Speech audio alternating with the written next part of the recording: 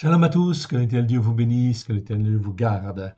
Bienvenue donc à ce deuxième enseignement sur la fête de Hanouka. En ce dernier jour de la fête de Hanouka, de la fête des Lumières, eh bien effectivement, nous allons effectivement parler de la lumière, tout simplement.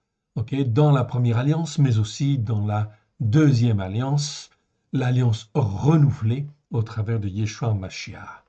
Car quelle est la réelle signification messianique et prophétique de la fête de Hanouka, de la dédicace, en fin de compte, la fête des Lumières?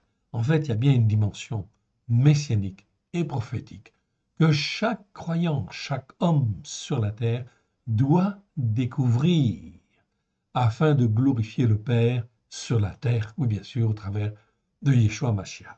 Remettons ces quelques instants à l'Éternel, notre Dieu, notre Père, si vous le voulez bien, et effectivement, donc on va aborder cette deuxième vidéo. Père très saint, nous te rendons grâce dans le précieux nom du choix. Nous voici, Seigneur, devant toi, corps, âme et esprit, et tends ta main bienfaisante, Seigneur, afin que nous puissions te servir comme toi tu le veux. Oui, Seigneur, dans cette fête des Lumières, nous voulons nous consacrer à nouveau à toi, afin que nous puissions être, comme toi tu le veux, les lumières que tu veux dans ce monde de ténèbres, à la gloire de ton Saint-Nom. Aide-nous, mon Père, à te faire plaisir. Ôte les écailles de nos yeux, comme tu as ôté les écailles de Paul, de Paulos. Oui, Seigneur, qui était un croyant zélé pour toi, mais il était aveuglé. Et toi, tu as ôté ses écailles. Et nous te prions, Seigneur, nous voici, nous couvrons du sang précieux de l'agneau, nous invoquons les mérites de l'agneau sur chacun de nous, et nous venons vers toi, afin que tu fasses tomber toutes les écailles qui peuvent subsister sur nos yeux, et que nous puissions voir ta lumière à la gloire de ton Saint. Alléluia. Que l'Éternel Dieu vous bénisse, que l'Éternel Dieu vous garde. C'est un plaisir pour moi que de vous revoir, bien sûr, ou tout au moins de pouvoir, en fin de compte, ici, vous parler de la parole de Dieu avec encore plus de zèle, en fait, que je n'en avais avant mon opération. C'est donc quelque chose de très, très important, car si l'Éternel Dieu nous donne vie, c'est bien effectivement qu'on puisse être lumière, mais lumière comme il le veut, lui. Alors regardons. Allons effectivement dans les Écritures et regardons un petit peu ce qu'il en est. Nous étions arrêtés ici, donc à Jean chapitre 10, verset 22. Donc dans ce verset, il n'y a pas le mot lumière, mais ça parle de la lumière, bien sûr. On célébrait à Yerushalayma. Yerushalayma, c'est Jérusalem. Donc en grec, vous avez deux mots pour parler de Jérusalem. Vous avez en fait Yerushalayma, enfin en hébreu et en grec, on a les deux. Et effectivement, Yerushalayim, les deux, il y en a une qui est terrestre, c'est là où on travaille, où les choses se font, et l'autre, c'est la Jérusalem céleste. Et on célébrait à Yerushalayim la fête de Hanouka, c'était l'hiver. Donc ici, Hanouka, bien sûr, c'est la fête de la dédicace. Dans nos traductions en grec, effectivement, venant du grec, c'est bien, en fin de compte, ici, dédicace. Mais ce n'est pas le mot vraiment grec, en fait, qui veut dire dédicace. C'est le mot, en fait, c'est un mot qui a été inventé par les disciples, ekkenia, en fait, ici, que l'on peut traduire par dédicace, oui, bien sûr, mais c'est en correspondance avec la fête de Hanouka. Donc, est-ce que Yeshua y a été? Oui, bien sûr, évidemment, il avait bien les choses, en fait, importantes, en fait, à dire, parce que c'était une fête qui parle de la lumière et qui parle de lui-même. On reviendra à ce passage à la fin, effectivement. Ok, on va continuer et on va les voir. Mais avant de continuer, quand même, je voudrais rappeler ce qu'il en est à propos de la lumière. Le mot lumière, en fait, en hébreu, c'est le mot or, comme vous le voyez, en fait, ici. C'est un mot qui existe, en fait, ici, 123 fois dans 112 versets. La plupart du temps, c'est traduit par lumière. Or, c'est lumière en hébreu. La première fois où ce verset apparaît, c'est dans Genèse chapitre 1, verset 3. Ce mot lumière, cela parle de la lumière, effectivement, qui s'oppose en fait à la nuit, bien sûr, mais aussi sur le plan spirituel, c'est la lumière qui est Christ, oui, bien sûr, et en fait à côté, on a les ténèbres. Donc Dieu créa le premier jour, en fait ici, la lumière pour qu'elle soit séparée des ténèbres. Ok. Donc d'un côté, il y a les ténèbres, recherche, et de l'autre côté, la lumière. Mais c'est la lumière, c'est tout ce qui est bien, tout ce qui est bon, tout ce qui est merveilleux devant Dieu, et c'est Christ en réalité, oui bien sûr. Je ne reviens pas en fin de compte sur ce verset, donc Genèse en fait ici 1:3, Dieu dit que la lumière, c'est la version seconde, Dieu dit que la lumière soit et la lumière fut. Oui, bien sûr. Cette lumière, ce n'est pas en fin de compte la lumière du jour, c'est effectivement la lumière de Christ qui était séparée en fait ici des ténèbres. Nous sommes là le premier jour. Je rappelle que les astres, le soleil et la lune ne sont créés que le quatrième jour. Donc la plupart du temps, ce mot or nous parle de la lumière, bien sûr, de Christ. Et donc, je ne vais pas lire en fait ici tous les versets, hein, on le verra peut-être une autre fois. Ok, juste je rappelle quelques versets. Psaume 112, verset 3. La lumière se lève dans les ténèbres pour les hommes droits, pour celui qui est miséricordieux, compatissant et juste. Donc on voit que le mot lumière prend une dimension spirituelle au travers des versets très très importants. Ça nous parle de ce qui est bien, de ce qui est bon, de ce qui est merveilleux devant Dieu, ce qui est rempli de Christ. Donc, ces versets-là, quand on parle de lumière, on parle de Christ. Voilà, quand on parle en fin de compte de Hanouka comme étant la fête des Lumières, c'est bien de rappeler l'historique, c'est bien en fin de compte d'allumer un chandelier ou même une, comment dire, une ranoukia, c'est-à-dire un chandelier à 9 branches, pour découvrir un peu tout ce qui s'est fait. Mais en réalité, la finalité, en fait, ici, spirituelle de cette fête, c'est bien, en fait, d'élever, en fait, ici, la lumière de Christ. Donc, quand on parle de consécration, de renouvellement, c'est bien, en fait, le renouvellement dans la lumière de Christ qu'il faut comprendre. Ça, c'est la dimension, en fin de compte, on va dire, messianique de cette fête. Il faut la découvrir et bien sûr, en fait, il faut se l'approprier. Mais ce qui est très important, c'est que cette fête, non seulement elle a une dimension messianique au travers de Yeshua, car Yeshua est la lumière du monde, mais aussi il y a une dimension prophétique. Et la dimension prophétique, c'est quoi? Eh bien, c'est que cette lumière, eh bien, elle va en fait ici resplendir resplendir sur toute la terre, oui bien sûr, au travers de tous les peuples. C'était écrit, c'est écrit, et bien sûr, c'est ce qui existera demain. Regardez en fait ici quelques versets en fait ici un peu plus loin. Je ne vais pas tous les citer bien évidemment. On va simplement aller dans Ésaïe en fait ensuite. Ésaïe 42, 6. Moi l'Éternel, je t'ai appelé pour le salut et je te prendrai par la main, je te garderai, et je t'établirai pour traiter alliance avec le peuple, pour être la lumière des nations. Donc pas seulement en fin de compte des Juifs, bien évidemment, ok, mais aussi des nations. C'était écrit déjà 800 ans avant que Yeshua ne vienne avec le prophète Yeshayahu. Ok. Je passe sur quelques autres versets, en fait ici, et on va dans Ésaïe 49, verset 6.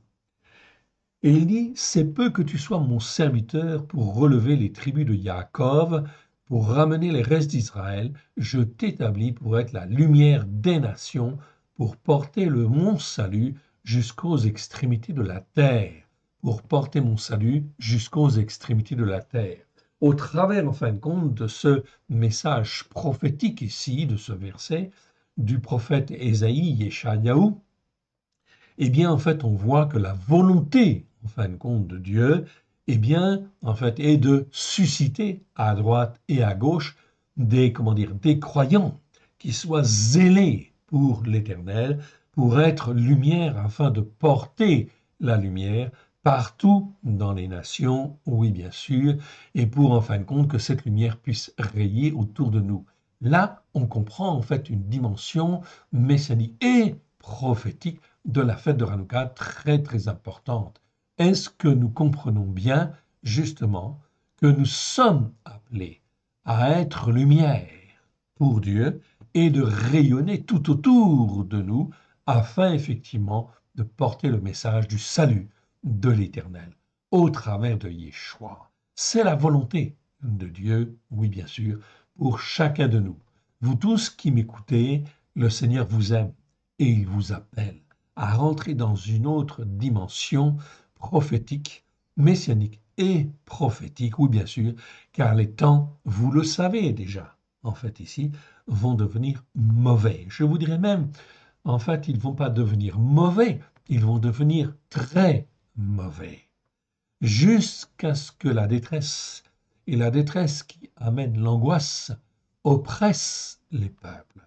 Aujourd'hui, nous ne sommes pas dans la détresse oppressante. En France, vous regardez à droite, à gauche, ok, il y a des tensions, oui bien sûr, ok, cela va de plus en plus mal, on est bien d'accord, mais on n'est pas encore dans la détresse oppressante. C'est le mot tsara en fait en hébreu, détresse oppressante qui amène l'angoisse, pour être précis. C'est le mot hébreu tsara. On l'étudiera plus en détail, bien sûr, mais une autre fois. Regardez en fait ici le verset suivant, surligné en fait en vert. Ésaïe 51,4. Mon peuple, sois attentif. Le Seigneur nous parle à chacun de nous. Ma nation prête l'oreille, car la loi sortira de moi. En hébreu, car la Torah sortira de moi. Vous pouvez le vérifier, c'est bien le mot Torah, mon frère, ma sœur. Voilà pourquoi il faut dire la Torah est la vérité, comme l'Écriture en fait le dit, et tout ce qui est dans la Torah, oui bien sûr, je dois l'écouter et je dois le mettre en pratique. Et justement, ça doit être en fait ici les racines hébraïques de la foi sur lesquelles en fait j'ai posé ma foi afin de pouvoir traverser en fait aussi les temps qui viennent, qui vont être mauvais, mais afin que je sois un homme. Ou en fait ici, si c'est une femme qui m'écoute, eh bien qu'elle puisse être une femme, mais une femme debout, bien sûr, pour témoigner de la parole de Dieu comme il convient. Ici, car la Torah sortira de moi, et j'établirai ma Torah pour être la lumière des peuples. Vous voyez donc ici que toutes les doctrines qui existent, qu'elles soient catholiques, qu'elles soient protestantes, évangéliques ceci ou évangéliques cela, etc., tout cela, ce sont des montagnes spirituelles qui ne sont pas posées sur la montagne de Sion. La montagne de Sion, il n'y a qu'une seule loi, c'est la Torah, oui bien sûr. Et c'est bien cette Torah qui doit être dans nos cœurs et qui doit s'exprimer par nos bouches avec grâce et vérité au travers de Yeshua HaMashiach, celui qui a payé le prix pour nous racheter et faire de chacun de nous, en fait ici, un peuple pour Dieu, oui bien sûr, zélé pour Dieu. Voilà pourquoi, en fin de compte, la fête de Hanouka, la fête de la dédicace ou la fête des Lumières est une fête dans laquelle on doit se poser les bonnes questions. Est-ce que quelque part, je ne suis pas aveuglé dans mes enseignements, dans mes yeux, etc., ok, pour ne pas voir la vérité? Le Seigneur retenait en fait ici le verset Ésaïe Yeshayahu, chapitre 51, verset 4. Mon peuple, sois attentif. Ma nation prête l'oreille, car la Torah sortira de moi, et j'établirai ma Torah pour être la lumière des peuples. Vous voyez qu'aujourd'hui, on en est loin. Tous les croyants qui se disent, entre guillemets, chrétiens de telle confession ou telle autre confession, mon frère, ma sœur, sont-ils bien sur des bonnes racines? Non, la plupart du temps, malheureusement. Voilà pourquoi il est extrêmement important, en fait, ici, de témoigner de la vérité. Et la vérité, c'est la Torah. Psaume 119, verset 142, vous pouvez vérifier en hébreu, Toratra emet. Ta Torah est la vérité.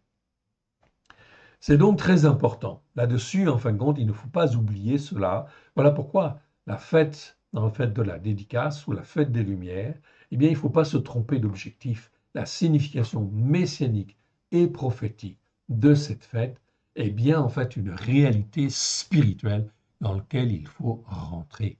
Or, aujourd'hui, beaucoup, sinon presque tous, passent à côté de la signification messianique et prophétique de cette fête. Alors, Bien sûr, elle se termine en fait aujourd'hui, mais rien ne vous empêche encore de vous repentir, de demander pardon en fait à Dieu, de ne pas avoir été sur la Torah en fait ici comme il convenait, avec grâce et vérité.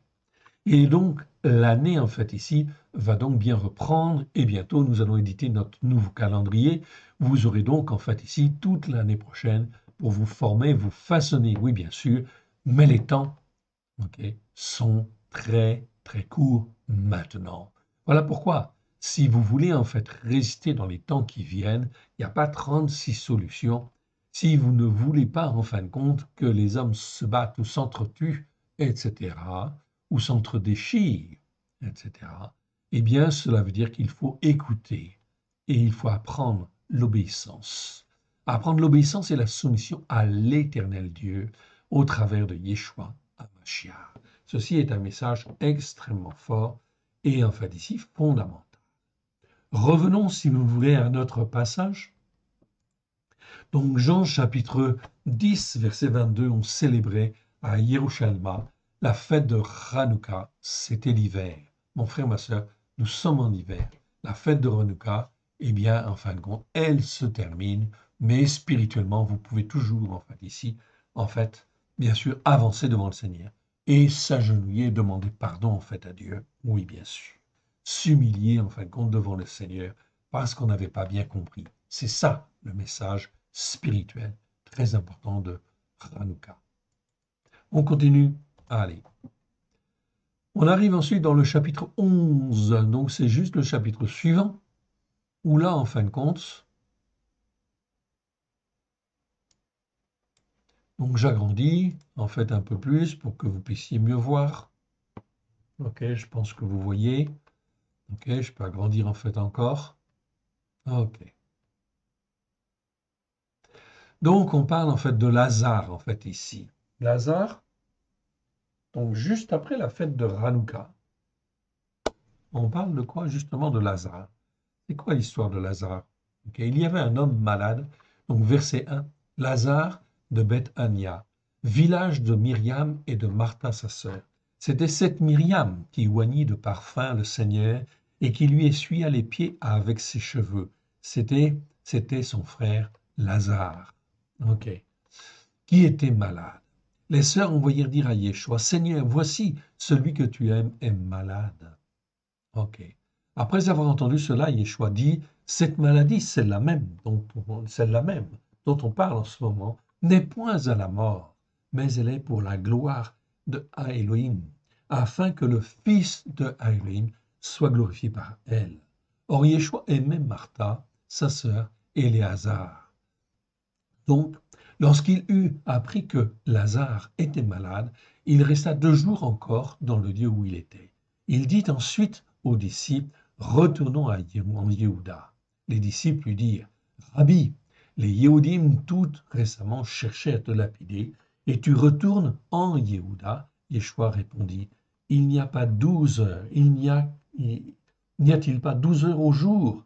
Si quelqu'un en fait marche pendant en fait le jour, il ne bronche pas parce qu'il voit la lumière. Là, c'est le mot fausse. Donc, Yeshua utilise en fait ici une image. Effectivement, le jour, on voit, donc on ne risque pas de broncher ou de tomber.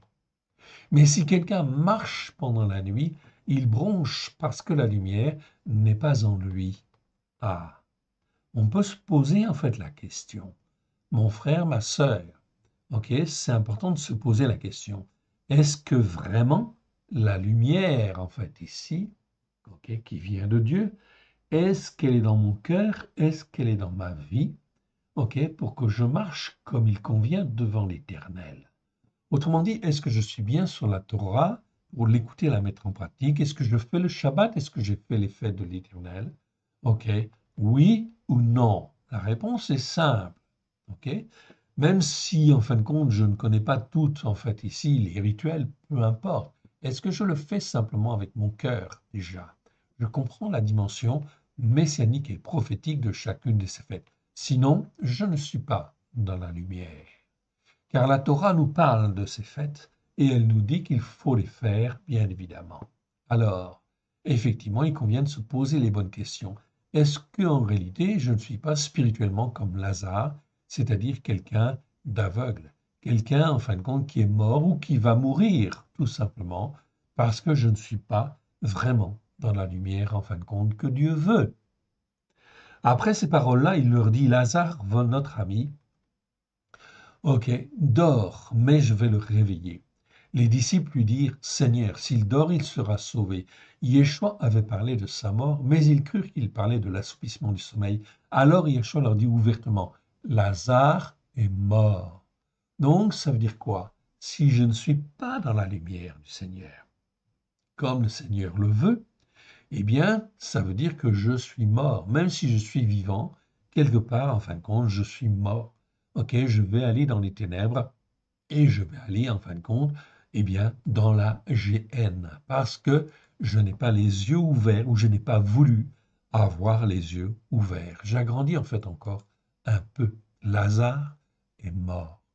Donc la fête de Hanouka, la fête des Lumières, est là pour que l'on puisse se poser les bonnes questions, oui bien sûr, et de se reconsacrer à l'Éternel.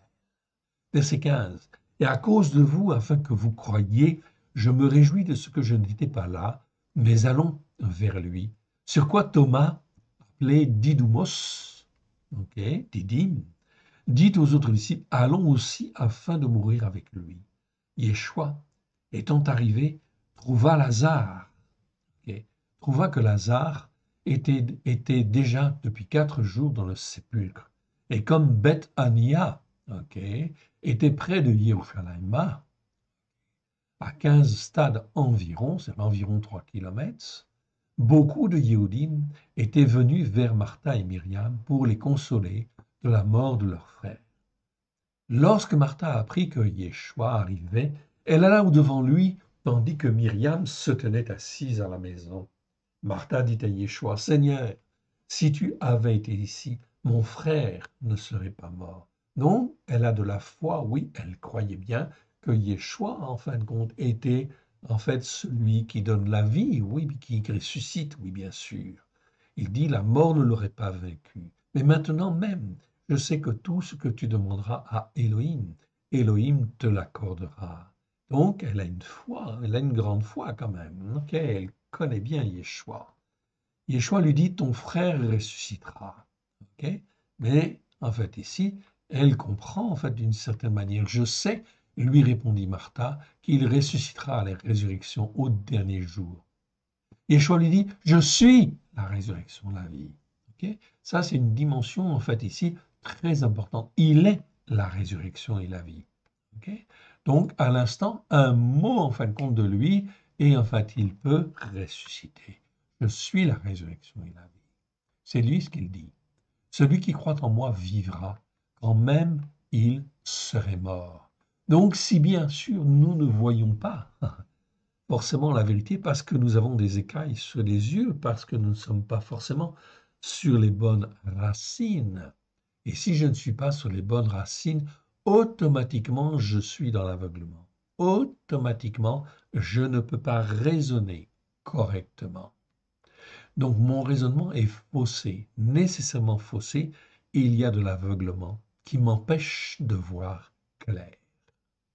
Voilà pourquoi il faut que Yeshua soit là avec toute sa puissance et sa vie, oui, sa puissance de résurrection. Et quiconque vit et croit en moi ne mourra jamais. Crois-tu cela même? Okay? Donc il pose une question à Martha, okay? Et en fin de compte, il pose la question, crois-tu cela même?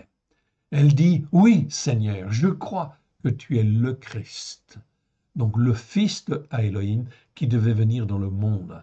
Ayant ainsi parlé, elle s'en alla, puis elle appela secrètement Myriam, sa sœur, et lui dit, le Maître est ici et il te demande. Dès que Myriam eut entendu, elle se leva promptement et alla vers lui, car Yeshua n'était pas encore entré dans le village, mais il était dans le lieu où Martha l'avait rencontré. Les Yéhoudim qui étaient avec Myriam dans la maison et qui la consolaient, l'ayant vue se lever promptement et sortir, la suivirent, disant, elle va au sépulcre pour y pleurer. Alors Myriam arriva là où était Yeshua, et qu'elle le vit, elle tomba à ses pieds et lui dit, Seigneur, si tu avais été ici, mon frère ne serait pas mort. Ok. Alors, en fait, Yeshua, la voyant pleurer, elle et les Yehoudim qui étaient venus vers elle, avec elle, frémit en son esprit et fut tout ému. Il dit, où l'avez-vous mis? Seigneur, lui répondirent-ils, viens et vois. Yeshua pleura. Sur quoi les Yehoudim dirent, voyez comme il l'aimait. Et quelques-uns d'entre eux dirent, celui-là même qui a ouvert les yeux de l'aveugle, ne pouvait-il pas faire aussi que cet homme-là ne meure point? Yeshua, frémissant de nouveau en lui-même, se rendit au sépulcre. C'était une grotte et une pierre était placée là, était placée devant. Yeshua dit, ôtez la pierre. Martha, la sœur du mort, lui dit, Seigneur, il sent déjà, car il y a 4 jours qu'il est là. Et Yeshua continue et il dit, Yeshua lui dit, ne t'ai-je pas dit, que si tu crois, tu verras la gloire de Elohim, du seul Dieu unique et vrai. Ici, on est dans la foi des croyants d'Abraham, de Yitzhak, de Jacob, la foi de David, la foi de Moshe en Elohim, pas Elohim tout court, Elohim, avec l'article devant H-A. Donc la gloire du seul Dieu unique et vrai. On pourrait traduire en fait ici Elohim par le seul Dieu unique et vrai.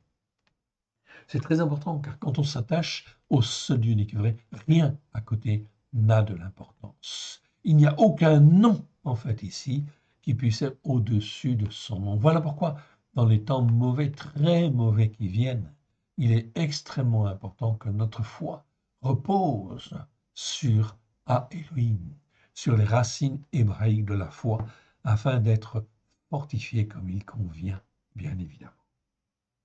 Ils ôtèrent donc la pierre du lieu où le mort était couché. Ici, vous avez en fin de compte ici, en gras, en fait ici, surligné, du lieu où le mort était couché. Nous sommes là dans le texte reçu, c'est-à-dire en fait ici le texte grec du XVIIe siècle et non pas du XVIIIe, XIXe siècle. Toutes nos Bibles françaises, pratiquement, sont traduites sur les textes grecs modifiés du XIXe siècle. Donc il manque des mots, il manque certaines choses, etc. C'est un manque d'intégrité, quelque part. Voilà pourquoi il faut effectivement venir sur le texte grec du XVIIe siècle. Aujourd'hui, il existe 2 traductions, en fait, ici, la David Martin, mais aussi le Storval, qui sont traduits sur les textes, en fait, ici, du XVIIe siècle. Mais bien sûr, les traductions sont ce qu'elles sont. Et nous avons aussi notre traduction aussi, ici, qui est sur le texte reçu, vous l'avez là, du Nouveau Testament, oui bien sûr, qui reprend en fin de compte tout ce qui manquait dans le texte grec du XIXe siècle. Et Yeshua leva les yeux en haut et dit, Père, je te suis reconnaissant de ce que tu m'as exaucé. Pour moi, je savais que tu m'exauces toujours, mais j'ai parlé à cause de la foule qui m'entoure afin qu'elle croie que c'est toi qui m'as envoyé. Donc Yeshua recale les choses. Et en dit cela, il cria d'une voix forte, Lazare, sors! Et le mort sortit, les pieds et les mains liés de bandes, le visage enveloppé d'un linge. Yeshua leur dit, déliez-le et laissez-le aller. Beaucoup de Yehudim qui étaient venus vers Myriam et qui virent ce que fit Yeshua, crurent en lui. Mais quelques-uns d'entre eux allèrent trouver les Pérouchim et leur dire ce que Yeshua avait fait. Vous voyez, on est là dans un combat spirituel. C'est le combat de la foi. Est-ce que je marche vraiment dans la foi que Dieu veut, en fait, ici, ou est-ce que je suis, en fait, croyant comme des Pérouchim, comme des scribes, comme des pharisiens, etc. Donc là, il faut se poser les bonnes questions, leur dire ce que Yeshua avait fait. Allons voir un petit peu plus loin. Oui, bien sûr. Ok. On arrive maintenant dans Jean chapitre 12. Jean chapitre 12, verset 35. Jean chapitre 12, verset 35 nous dit, on va lire simplement le 35 et le 36. Yeshua leur dit, la lumière est encore un peu de temps au milieu de vous. Marchez pendant que vous avez la lumière, afin que les ténèbres ne vous surprennent pas. Celui qui marche dans les ténèbres ne sait où il va. Mon frère, ma sœur, quand on parle des ténèbres ici, c'est de l'aveuglement. Lorsque je marche en fait avec Yeshua, j'apprends à marcher avec Yeshua, eh bien j'écoute et je mets en pratique toute en fait la parole de Dieu, de la Genèse à l'Apocalypse. Donc j'écoute aussi la Torah et je la mets en pratique avec grâce et vérité. Bien sûr, là, je sais que je suis dans la lumière, comme Yeshua marchait. Tout ce que les disciples Yeshua et les disciples ont fait au premier siècle, eh bien, c'est très important d'essayer de le retrouver et effectivement de pratiquer comme ils ont pratiqué et de mettre de côté toutes les interprétations erronées, parce que cela, en fait, contribue à développer les ténèbres. Tout ça, ce sont les ténèbres. Oui, bien sûr. Les ténèbres, c'est des choses méchantes, mal, mauvaises aussi, mais c'est aussi l'aveuglement, bien évidemment. OK. Donc, marchez dans la lumière afin que les ténèbres ne vous surprennent point. Celui qui marche dans les ténèbres ne sait où il va. Il ne sait où il va, c'est-à-dire qu'il ne sait, il sait en fin de compte, ici, il croit être dans la vérité, il croit être sur le bon chemin, mais il ne l'est pas. Oui, bien sûr. Pendant que vous avez la lumière, croyez en la lumière, afin que vous soyez des fils de la lumière. Yeshua partagea ces choses, puis il s'en alla et se cacha loin d'eux. C'est donc très important de bien comprendre, ok, quelle est la lumière qui m'éclaire. Est-ce que c'est bien en fait Yeshua sur la Torah, les prophètes et les psaumes, ok, avec grâce et vérité, qui éclaire en fait ici ma foi et ma vie. On continue. Allez. Et on arrive en fait ici maintenant dans Jean chapitre 12, verset 46. Je suis venu comme une lumière dans le monde afin que quiconque croit en moi ait la vie éternelle. Ok. Et la vie éternelle ne demeure pas dans les ténèbres, ne demeure pas dans les ténèbres, ici dans ce verset. Ne demeure pas dans les ténèbres. Mais on va reprendre, pour bien comprendre le contexte, on va reprendre à partir du verset 37 ici, pour bien comprendre le contexte. OK. C'est très, très, très important. Regardez bien. Donc Jean chapitre 12, verset 37. Malgré tant de signes qu'ils avaient faits en leur présence, ils ne croyaient pas en lui. On parle de qui là? Des pharisiens. On parle des sadducéens. On parle des scribes. On parle de tous ceux qui sont dans la tradition religieuse, en fait, ici. Hier, tradition religieuse juive, mais aujourd'hui, on est en fin de compte par rapport en fait ici à la tradition chrétienne. Et est-ce que la tradition chrétienne marche à la lumière de Yeshua? Mon frère, ma sœur, la réponse, vous la connaissez. Nous la connaissons. OK, bien évidemment. Et c'est très important ce qui est dit ici. Malgré tant de signes qu'il avait faits en leur présence, ils ne croyaient pas en lui, afin que soit accomplie la parole de Yeshayahu, Ésaïe, le prophète, a annoncé: Seigneur, qui a cru à notre prédication et à qui le bras de l'Éternel a-t-il été révélé? Au travers de cela même, ne pouvait-il pas croire, parce que Yeshayahu a dit encore: Il a aveuglé leurs yeux, il a rendu dur leur cœur. Donc c'est Dieu qui sonde les cœurs et qui sonde les reins, mon frère, ma sœur. Voilà pourquoi beaucoup de gens se disent en fait croyants ou chrétiens, mais ne croient pas en fait vraiment, en fait ici, dans le Yeshua qui a reçu en fait ici toute la puissance de Dieu, bien sûr, pour être la résurrection et la vie. Il a aveuglé leurs yeux, il a rendu dur, leur cœur, de peur qu'ils ne voient des yeux et qu'ils ne perçoivent par l'esprit dans leur cœur, qu'ils ne se convertissent et que je ne les guérisse. Ce passage, en fin de compte, c'est un passage du prophète Ésaïe qui a été écrit 8 siècles avant que Yeshua ne soit venu. Yeshayahu dit ces choses lorsqu'il vit sa gloire, et qu'il partagea autour de lui. Cependant, même parmi les chefs, beaucoup crurent en lui, mais à cause des Pérouchim, ils n'en faisaient pas l'aveu dans la crainte d'être exclus de la synagogue. Car ils aimèrent la gloire des hommes plus que la gloire de Elohim. Or, Yeshua s'était décrié: celui qui croit en moi, croit non pas en moi, mais en celui qui m'a envoyé. et celui qui me voit, voit celui qui m'a envoyé. Je suis venu comme une lumière dans le monde, afin que quiconque croit en moi, ok, ne demeure pas dans les ténèbres. C'est donc très important ceci. Voilà pourquoi le Seigneur veut que l'on soit lumière. Si les gens, en fait, et les personnes autour de nous n'écoutent pas, ce n'est pas votre problème.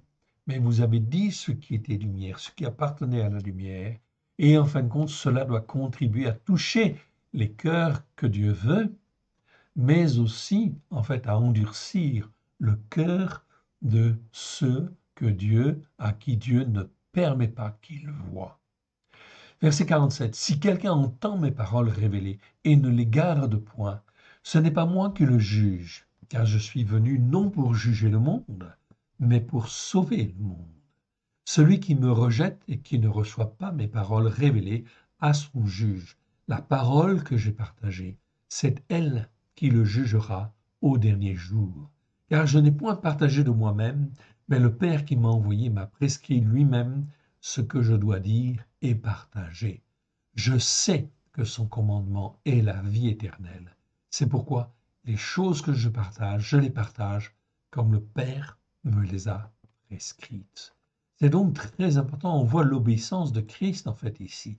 Et nous devons apprendre à agir comme lui en fait ici. Il est notre modèle, il est notre Seigneur, il est notre Maître. Ok. Et en fait ici, c'est lui qui nous apprend. Voilà pourquoi nous devons en fait calquer notre manière de faire, notre manière d'être sur Yeshua lui-même. Ok. On va un petit peu plus loin, on va maintenant dans en fait les actes. En fait, les actes chapitre 9. Ok, on arrive au verset 3. Et là, on parle de lumière. Bien sûr, c'est la lumière de Yeshua. Ok, manifestement. Cependant, donc, Actes chapitre 9, versets 1 à 3, on va lire. Cependant, Shaoul, respirant encore la menace et le meurtre contre les disciples du Seigneur, se rendit chez le Cohen Agadol, c'est-à-dire le souverain sacrificateur. Il lui demanda des lettres pour les synagogues de Damesek, afin que, s'il trouvait des partisans de la voie nouvelle, ok, hommes ou femmes, il les amènerait liés à Yerushalayim. Comme il était en chemin et qu'il approchait de Damesek, Damesek c'est Damas, tout à coup une lumière venant du ciel resplendit autour de lui. Ok. Shaoul était un croyant, oui, zélé, mais pas sur en fait la bonne doctrine, on est d'accord.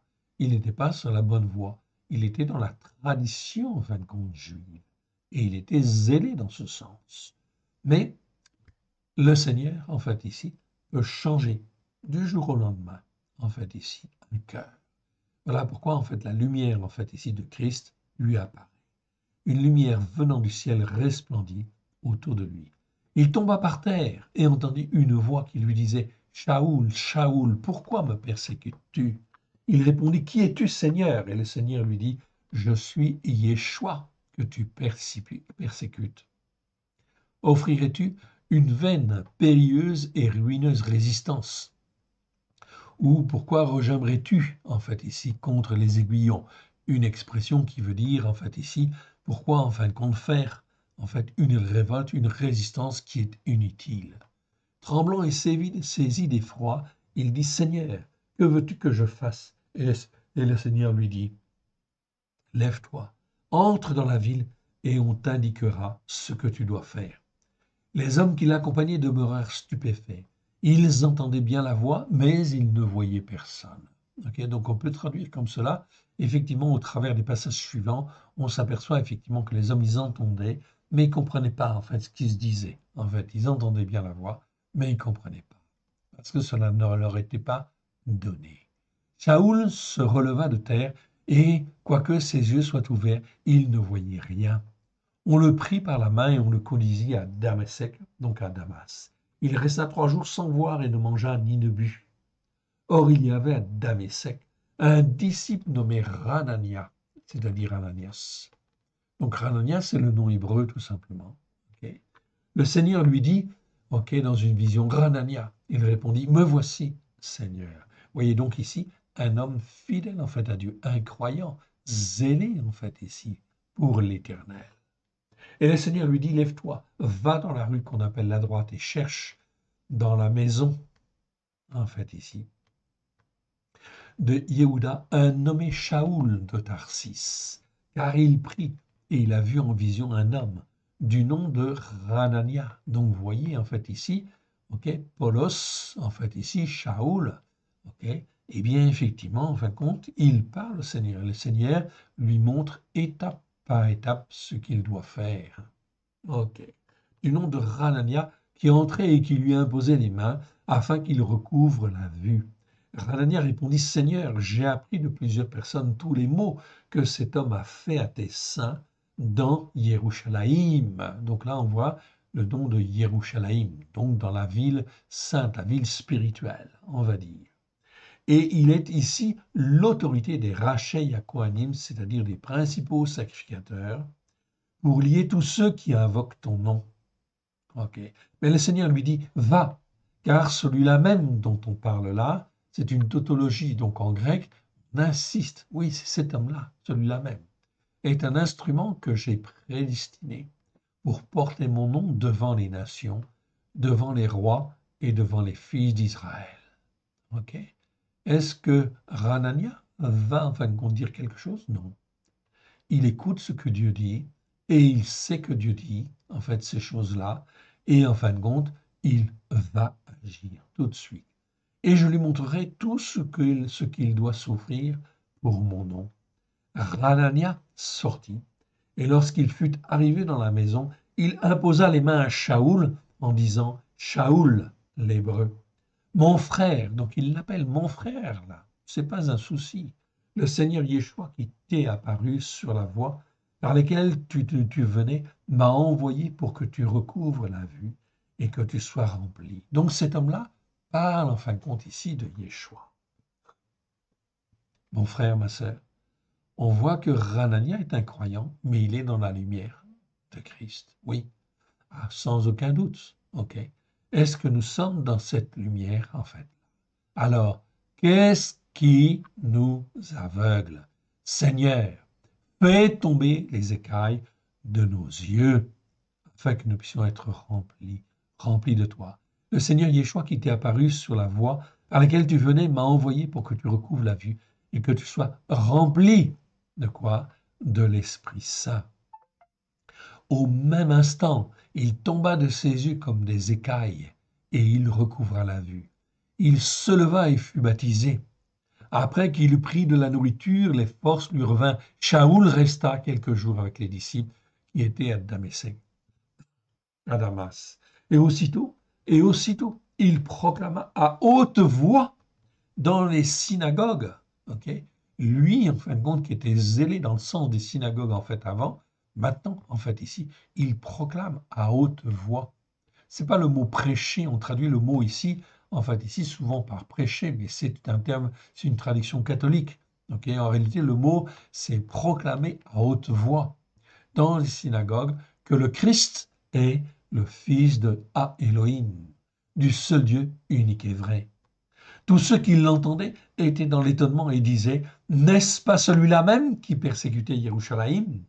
Ceux qui invoquent ce nom-là, et même et encore même, n'est-il pas venu ici pour les emmener liés devant les Rachei Kohanim, c'est-à-dire devant les principaux sacrificateurs? Cependant, Shaoul se fortifiait de plus en plus, et il confondait les Yehudim qui habitaient à Damések, démontrant que Yeshua, celui-là même, est le Christ. Mon frère, ma sœur, Paulos, il est dans la lumière. La fête de Hanouka, c'est la fête des lumières. C'est la fête pendant laquelle on peut se poser en fait les bonnes questions. Est-ce que je suis bien dans la lumière de Christ, dans la lumière que Dieu veut? Alors, si je ne le suis pas, je n'ai pas 36 solutions. Je demande en fin de compte à Dieu, je lui demande pardon déjà, je me repens et je dis Seigneur, fais tomber les écailles de mes yeux, afin que je te serve comme toi tu le veux, là où tu le veux, à la gloire de ton Saint. Mon frère, ma sœur, C'est donc bien là l'occasion de se poser les bonnes questions. Amen. On continue? Allez, c'est parti. On arrive en fin de compte ici dans Actes chapitre 12. Chapitre 12, verset en fait ici 7. Et voici un ange. Ok, c'est toujours en fait ici. Ok, là c'est Pétros. Et voici un ange de l'Éternel survint, et une lumière brilla dans la maison. L'ange, en fait, ici, réveilla Pétros en le frappant au côté et en disant, lève-toi promptement, les chaînes tombèrent de ses mains. Et l'ange lui dit, mets ta ceinture et tes sandales. Et il fit ainsi lorsque l'ange lui dit encore, enveloppe-toi de ton manteau et suis-moi. Pétros sortit et le suivit, ne sachant pas que ce qu'il faisait, ce qui se faisait par l'ange fut réel. Il s'imaginait avoir une vision. Lorsqu'ils eurent passé la première garde, puis la seconde, ils arrivèrent à la porte de fer qui mène à la ville et qui s'ouvrit d'elle-même devant eux. Ils sortirent et s'avancèrent dans une rue. Aussitôt l'ange quitta Pétros. Mon frère, ma sœur, la lumière en fait de Christ est là. Et rien ne s'oppose en fait à Pétros pour qu'il sorte. Rien. Vous entendez? C'est donc quelque chose de très important à comprendre. Cela doit contribuer à nous fortifier, à être bien sûr sur les racines hébraïques de la foi, comme en fait l'était Pétros. Pétros, lui, il faisait le Shabbat, il faisait les fêtes de l'Éternel. Okay, il était avec Yeshua, bien évidemment. Il a appris auprès du Maître. Et en fin de compte, ici, il continue d'une manière zélée, bien sûr, dans la lumière de Christ. Voilà pourquoi c'est extrêmement important de se poser les bonnes questions. On continue? Allez, c'est parti. On arrive en fin de compte dans Actes chapitre 13. Et je vais reprendre à partir 13. Ici, on est au 46. Car ainsi nous l'a ordonné Yeshua, je t'ai établi pour être la lumière des nations. Donc on va reprendre à partir du verset 46. Paulos et Barnabas leur dirent en parlant franchement avec assurance, c'est à vous premièrement que la parole de Elohim devait être annoncée. Mais puisque vous la repoussez et que vous vous jugez vous-même indigne de la vie éternelle, voici, nous nous tournons vers les nations. Car ainsi nous l'a ordonné l'Éternel, je t'ai établi pour être la lumière, en fait ici, des nations, pour porter la délivrance jusqu'aux extrémités de la terre. Les nations se réjouissaient en entendant cela, et ils glorifiaient la parole de l'Éternel. Et tous ceux qui étaient destinés à la vie éternelle crurent. Tous ceux qui étaient destinés à la vie éternelle crurent. La parole de l'Éternel se répandait dans tout le pays, mais les Yéhoudim excitèrent les femmes de distinction dévotes et les principaux de la ville. Ils provoquèrent une persécution contre Paulos et Barnabas, et ils les chassèrent de leur territoire. Paulos et Barnabas secouèrent contre eux la poussière de leurs pieds et allèrent à Icône. Ils ont changé, bien sûr. Donc ici, vous voyez en fait ici que c'est très important en fait ici, qu'on en est toujours en fait ici protégé quand on est dans la lumière de Christ. On n'a pas à avoir peur. Le Seigneur nous guide et il nous fait bouger. Parfois d'une manière qui n'est pas forcément en fin de compte simple ou facile, mais peu importe, on suit en fait l'esprit. Oui, bien sûr. Mais on est lumière et on témoigne de la lumière. On continue, on va dans Acte 16 maintenant. Acte 16, verset 29. 29 à 30.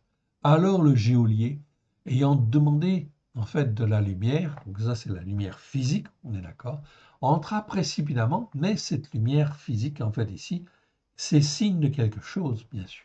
Entra précipitamment et se jeta tout tremblant aux pieds de Paulos et de Silas. Okay. Il les fit sortir et dit, Seigneur, que faut-il que je fasse pour être sauvé? Il répondit, crois dans le Seigneur, Christ Yeshua, et tu seras sauvé, toi et ta famille. Donc vous voyez, ici, en fin de compte, Paulos et Silas sont enfermés dans une prison. Est-ce que c'était grave? Non. Est-ce qu'ils ont eu peur? Non. Ils ne sont même pas pressés, en fin de compte, de sortir. ok? Et ils vont toujours témoigner de la lumière auprès de quiconque veut écouter, ok? Et veut la recevoir. Et ils répondirent, crois dans le Seigneur Christ Yeshua et tu seras sauvé, toi et ta famille. Verset 32. Et ils lui partagèrent la parole en fin de compte de l'Éternel, ainsi qu'à tous ceux qui étaient dans sa maison. Il les prit avec lui, et à cette heure même de la nuit, il lava leurs plaies, et aussitôt il fut baptisé, lui et tous les siens. Et les ayant conduits dans son logement, il leur servit à manger et se réjouit avec toute sa famille de ce qu'ils avaient cru en Élohim. Et oui, mon frère, ma sœur, à ce moment-là, pas une seule ligne du Nouveau Testament n'est encore écrite. Ça va venir, ok? Mais ça n'est pas écrit. On est sur la Torah, les prophètes et les psaumes, à la lumière de Yeshua, avec grâce et vérité. Et c'est la puissance, en fin de compte, de Dieu qui agit.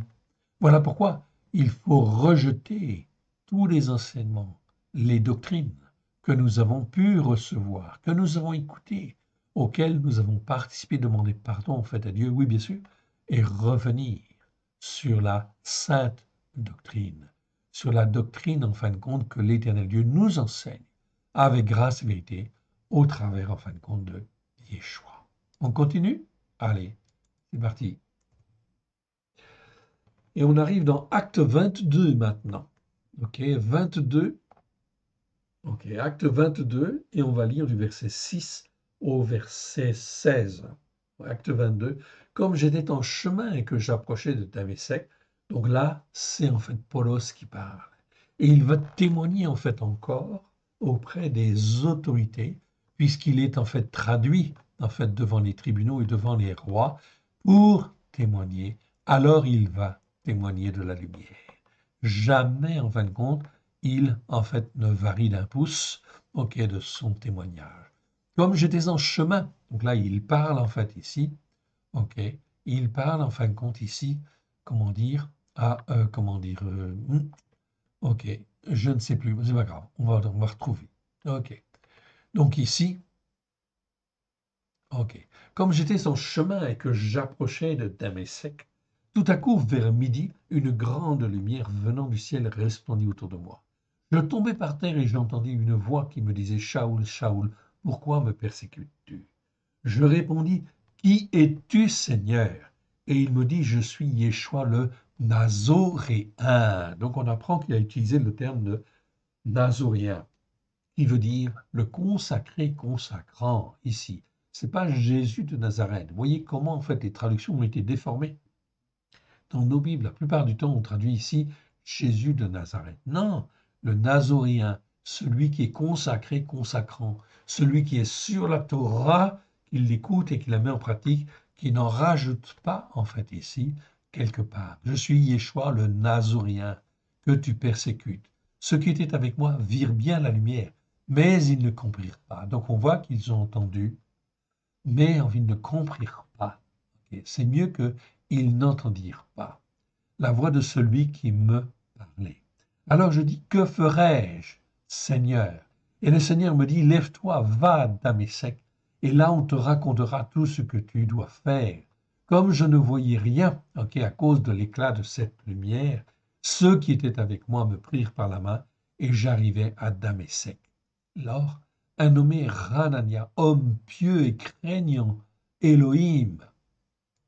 Comment? Selon la Torah. Donc il croit en Christ et il est effectivement dans la Torah. Ok. Et de qui tous les Yéhoudim qui demeuraient là rendaient un bon témoignage. Donc chaque fois, en fin de compte ici, que j'ai des enseignements de telle église, telle colline ou telle montagne spirituelle, eh bien, il faut que je demande pardon car je n'étais pas sur la Torah, en fait, ici, avec grâce et vérité. Voilà pourquoi, en fin de compte, il faut faire le Shabbat, les fêtes de l'Éternel, pour revenir sur les bonnes racines. Ok. Donc cet homme-là, verset 13, vint se présenter à moi et me dit, Shaoul, mon frère, recouvre la vue. Au même instant, je recouvrais la vue et je le regardais.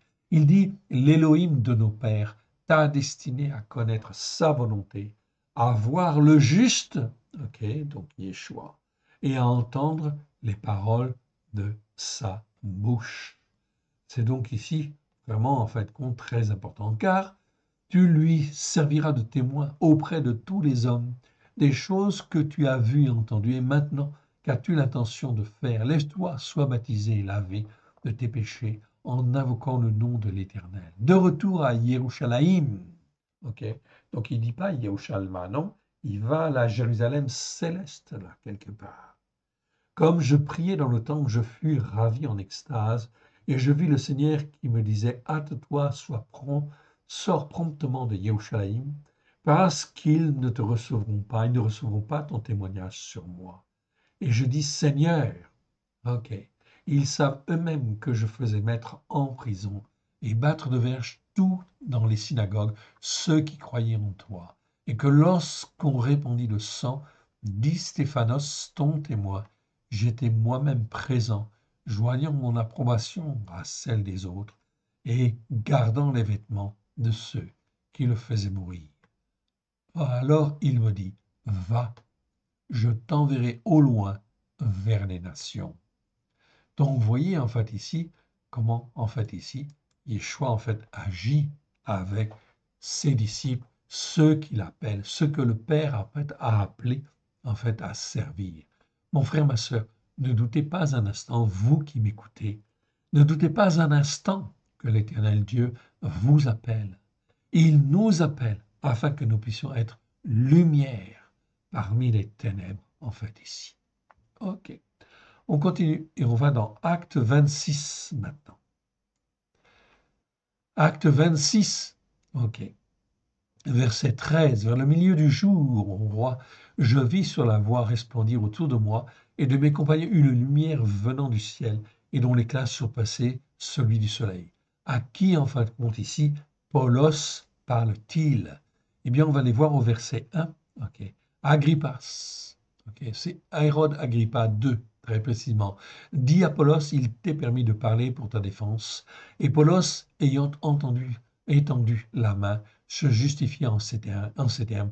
Je m'estime heureux, roi Agrippas, d'avoir aujourd'hui à me justifier devant toi de toutes les choses dont je suis accusé par des Yéhoudim, car tu connais parfaitement toutes leurs coutumes juives et leurs débats, et je te prie de m'écouter avec une très grande longanimité. Longanimité, c'est en fait ici une grande patience à toute épreuve. Ok. Donc il va parler, en fin de compte, il va témoigner et il va dire, vers le milieu du jour, ô roi, je vis sur la voie, resplendir autour de moi et de mes compagnons une lumière venant du ciel, dont l'éclat surpassait celui du soleil. Nous tombâmes tous par terre et j'entendis une voix qui m'interpella en langue hébraïque, Shaoul, Shaoul, pourquoi me persécutes-tu? Donc Paulos raconte en fait ici. Offrirais-tu une vaine et inutile résistance? Je répondis, qui es-tu, Seigneur? Et le Seigneur dit, je suis Yeshua, que tu persécutes. Mais lève-toi, tiens-toi sur tes pieds, car je te suis apparu pour cela même dont je suis en train de te parler. Ok, t'établir serviteur et témoin des choses que tu as vues et de celles pour lesquelles je t'apparaîtrai. Je t'ai choisi du milieu de ce peuple et du milieu des nations, vers qui je t'envoie, afin que tu leur ouvres les yeux pour qu'ils passent des ténèbres à la lumière, de l'autorité de Satan à Élohim, pour qu'ils reçoivent par la foi en moi la délivrance de l'esclavage des péchés et l'héritage avec les sanctifiés. En conséquence, roi Agrippa, je n'ai point résisté à cette vision, etc., etc. Ici, dans le verset, ok, je t'ai choisi du milieu des nations, de ce peuple et du milieu des nations, vers qui je t'envoie, afin que tu leur ouvres les yeux pour qu'ils passent des ténèbres à la lumière. C'est exactement cela la fête de Hanouka, la fête de la dédicace, la dimension messianique, ok, et prophétique. C'est justement de passer, en fait, ici, des ténèbres à la lumière, de ce qui pouvait nous retenir, en fait, encore hier, dans notre manière d'être, de penser et de passer pleinement à la lumière de Christ. et de l'autorité de Satan. Donc ici, c'est bien écrit, de l'autorité de Satan, ok, à celle d'Élohim, pour qu'ils reçoivent par la foi en moi. C'est par la foi que ça fonctionne. La délivrance de l'esclavage des péchés et l'héritage avec les sanctifiés. C'est donc très important de comprendre cela, ok? Pour changer en fait ici d'autorité, ne plus être en fait sous l'autorité de Satan lorsque je suis dans les doctrines fausses à droite sur telle colline ou telle montagne spirituelle, eh bien c'est parce qu'il y a l'autorité de Satan aussi derrière, quelque part, qui a aveuglé, donné un certain aveuglement. Pourquoi? Parce qu'on n'est pas dans l'obéissance et la soumission à la Torah. Oui, bien sûr, aux enseignements de la Torah. Partout où il y a désobéissance aux enseignements de la Torah, cela ouvre la porte à l'aveuglement spirituel. Et donc à l'autorité de Satan qui peut agir pour entraîner tel croyant ou tel croyant sur telle voie ou telle autre voie, sur telle ou telle colline ou montagne spirituelle, afin qu'il ne voit pas la véritable montagne, la montagne de Sion, la montagne de l'éternel Dieu. C'est pour ça que c'est extrêmement important apprendre à être lumière, lumière pour Christ, pour aider les gens à sortir de l'autorité de Satan et en fin de compte aussi de recevoir par la foi la délivrance de l'esclavage des péchés et l'héritage des sanctifiés. C'est donc très très important. Ok, ces versets sont à souligner, à méditer. Acte chapitre 18, chapitre 26, verset 18. Vous pourrez en fait le regarder dans vos traductions.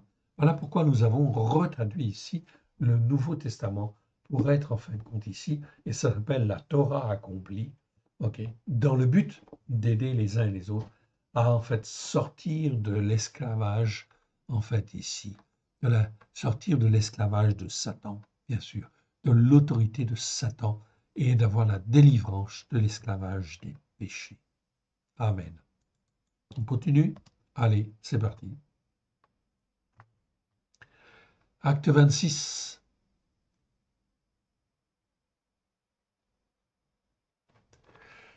Donc on continue le passage en fait ici, à partir du verset 19. En conséquence, roi Agrippa, je n'ai point résisté à la vision céleste. Donc on est toujours dans Acte 26, 19, et on va aller en fin de compte jusqu'au 23, parce qu'on parle encore de la lumière.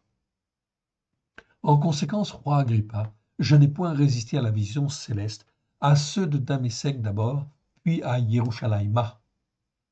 Dans tout Yehuda et chez les nations, je n'ai point cessé d'annoncer la repentance et la conversion à Elohim, avant, avec la pratique d'œuvres dignes de la repentance.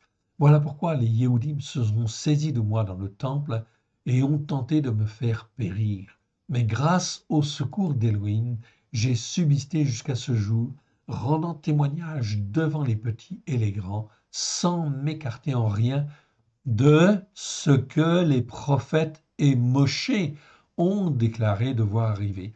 Donc vous voyez que Paulos, il est bien, en fin de compte, ici, sur la Torah, les prophètes et les psaumes, ok, sans s'écarter, sans m'écarter en rien de ce que les prophètes et Mosché ont déclaré devoir arriver.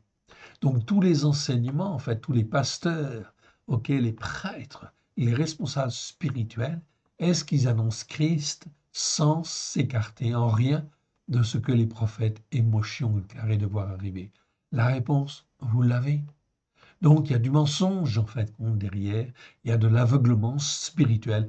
Voilà pourquoi il faut le dénoncer. Et en fin de compte, il faut parler de la lumière. Ok. Verset 23, à savoir que le Christ souffrirait et que ressuscité le premier d'entre les morts, il annoncerait la lumière au peuple et aux nations. Ok. Comme il parlait ainsi pour sa justification, Festos dit à haute voix, tu es fou, Paulos, ton grand savoir te fait déraisonner. Mais il va quand même trouver grâce. Ok, etc. Donc, il témoigne. Et c'est ça qui est très important. On continue et on arrive dans Romains. Romains chapitre 2. Ok. Romains, c'est Paulos qui parle. Romains chapitre 2, et on va reprendre à partir de chapitre 2, ok, verset 19. Et en fait, on va reprendre à partir du verset 17. Et on va lire 17 à 24. Toi qui donnes le nom de Yehudi, ok, de juif, qui te repose sur la Torah, qui te glorifie d'Élohim. Donc là, on parle bien de la Torah, ok, qui connaît sa volonté, qui apprécie la différence des choses, étant instruit par la Torah. Oui, la Torah, elle est très importante, c'est elle qui nous instruit dans notre fort intérieur et qui nous rend inébranlables, oui bien sûr, devant les choses de ce monde. Okay. Toi qui te flattes d'être le conducteur des aveugles, la lumière de ceux qui sont dans les ténèbres, okay, qui instruit tout en corrigeant les insensés, le maître des enfants encore ignorants, parce que tu as dans la Torah le moyen de former à la connaissance. Ah, très important. Parce que tu as dans la Torah, c'est-à-dire dans les 5 premiers livres, le moyen de former à la connaissance et à la vérité. Toi donc qui enseignes les autres, tu ne t'enseignes pas toi-même. Toi qui proclames à haute voix de ne pas dérober, tu dérobes en réalité. Ok. Donc on a dit jusqu'à 24. On continue. Toi qui dis de ne pas commettre d'adultère, tu commets l'adultère. Toi qui as en abomination les idoles, tu commets des sacrilèges. Toi qui te fais gloire de la Torah, tu déshonores Elohim par la transgression de la Torah. Car le nom d'Élohim est blasphémé à cause de vous parmi les nations, comme cela est écrit. Ce n'est pas moi qui dis cela, hein? C'est l'Écriture. Et là, c'est Paulos, en fin de compte, qui parle. C'est donc très, très important. La Torah, c'est la base. Tout croyant en Christ devrait effectivement, en fait, avoir, être enseigné sur la Torah, les prophètes et les psaumes. S'ils ne sont pas enseignés sur la Torah, ça pose un problème très grave. Leur fondement est erroné. Donc, ils sont sur des collines et des montagnes spirituelles qui vont s'écrouler inévitablement à un moment donné ou à un autre, car ce n'est pas la montagne de Sion. Mon frère, ma sœur, voilà pourquoi il faut que toutes ces choses soient révélées. Voilà pourquoi, en fait, ici, le Seigneur, dans sa bonté, use de temps. Yeshua ne va pas revenir en 2024, c'est impossible. Ok? Donc c'est beaucoup trop tôt, oui bien sûr, car il faut que les choses soient révélées. Il faut en fin de compte que la détresse oppressante qui amène l'angoisse, ok, vienne se répandre dans tous nos pays, chacun de nos pays. Il faut absolument qu'une nation s'élève contre une autre nation pour telle raison, tel conflit, tel autre conflit, etc. Il faut aussi, les Écritures, en fait, le disent très clairement, mais vous n'avez pas les traductions, donc vous ne pouvez pas le voir. Il faut aussi que l'homme qui était appelé, ce que je vous dis là est extrêmement important. Je vous le montrerai, je vous le prouverai, les versets sont là. Okay? Il faut que l'homme, Ish en hébreu, l'homme qui a été appelé, Dieu, à le servir, à être à lui, mais qui n'écoute pas et qui ne met pas en pratique, soit confondu. Et en fin de compte, qu'il tire l'épée contre son prochain et qu'il tire l'épée contre son frère. C'est donc extrêmement important. Ces choses-là, vous ne l'avez pas vues en fait encore. Okay? Mais malheureusement, ça va venir parce que c'est écrit.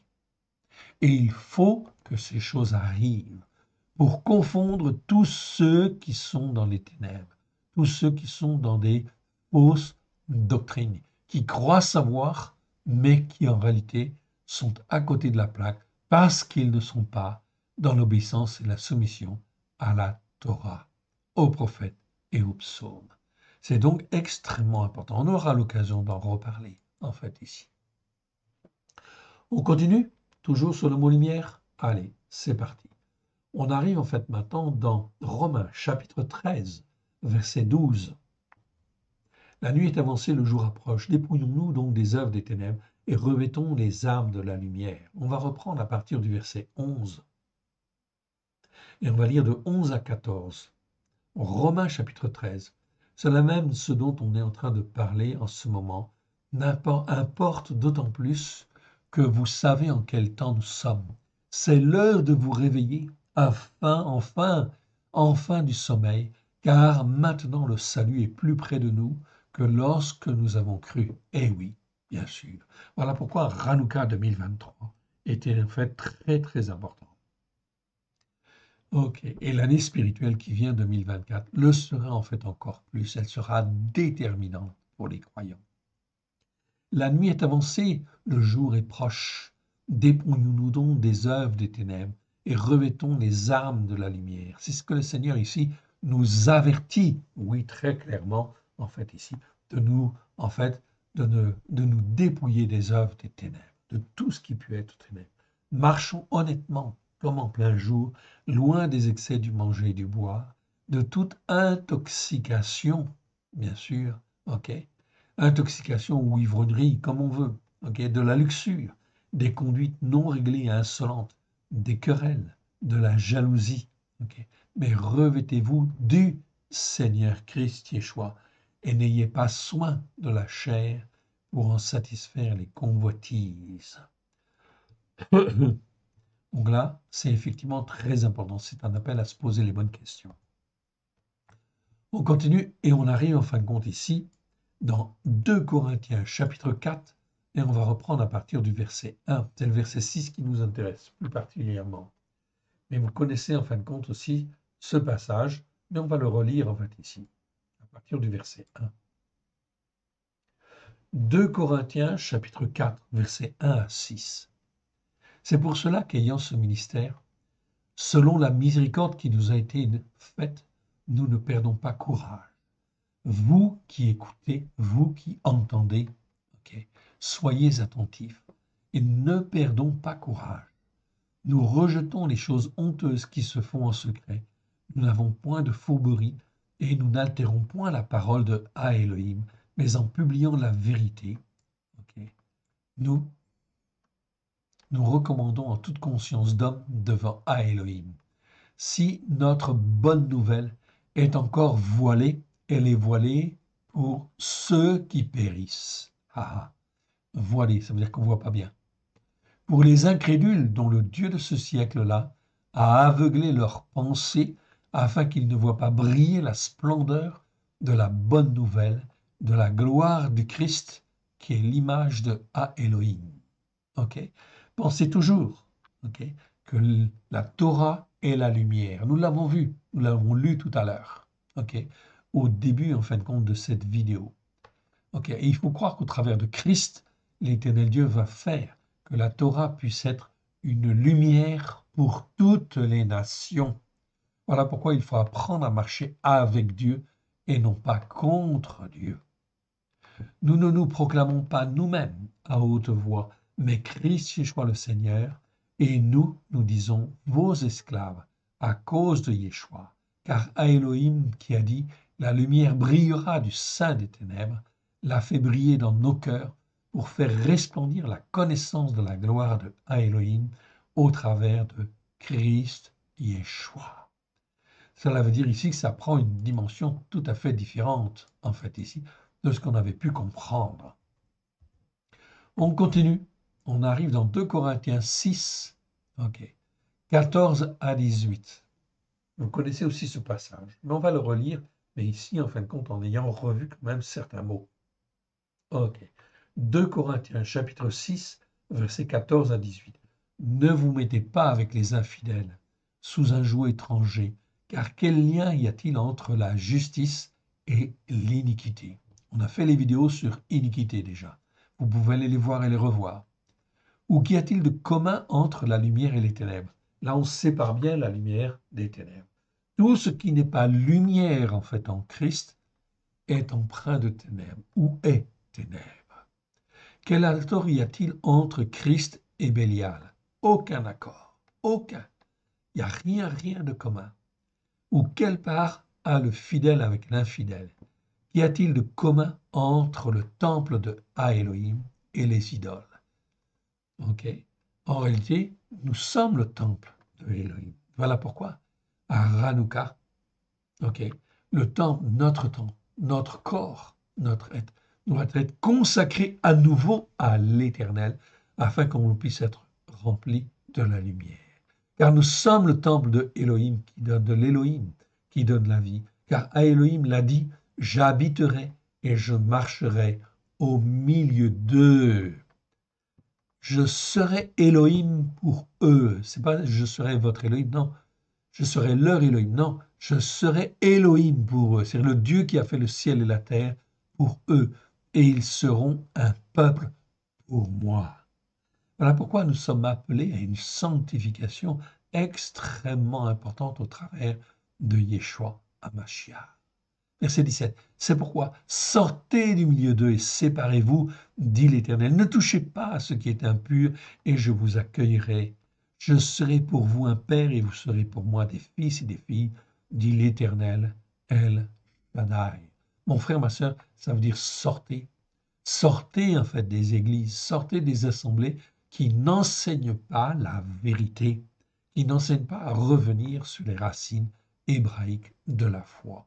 C'est extrêmement important. Vaut mieux être seul dans son coin, essayer en fin de compte de comprendre avec son cœur, de faire un temps soit peu, avec peut-être 2, 3 personnes, peu importe, on essaye et on avance avec sincérité de cœur. Même si on ne sait pas bien faire, c'est pas important. Dieu ne regarde pas ça. Dieu regarde l'attitude de cœur. Dans quel type d'attitude nous sommes? Est-ce que nous voulons revenir vers lui ou pas? Si on veut revenir vers lui, ne vous inquiétez pas. Par son esprit, il sait nous guider, il sait nous former, il sait nous façonner. On continue? Allez. OK. Donc là, on arrive dans 2 Corinthiens chapitre 11, versets 13 à 15. En effet, les hommes tels que ceux-là même sont de faux apôtres, des ouvriers trompeurs déguisés en apôtres du Christ. Et cela n'est pas très étonnant puisque Satan lui-même se déguise en ange de lumière. Il n'est donc pas étrange que ses serviteurs se déguisent aussi en serviteurs de la justice. Leur fin sera selon leurs œuvres. Le Seigneur le permet parce qu'il regarde l'attitude de cœur. Quelle attitude de cœur nous avons? Quelle attitude de cœur ont les hommes? Ok. Donc il décèle au travers de ça les faux apôtres. Ok. Et en fin de compte, il y en a qui parlent de Christ, mais qui déforment, effectivement. Christ, il est sur la Torah. Christ, il est venu pour que la Torah puisse être dans tous les cœurs et que la Torah puisse être la lumière des nations. Il a racheté pour cela. Alors il faut marcher comme lui, il a marché. Éphésiens chapitre 5, verset 7. Okay. Et je vais reprendre à partir du verset 6. Donc Éphésiens 5, à partir du verset 6.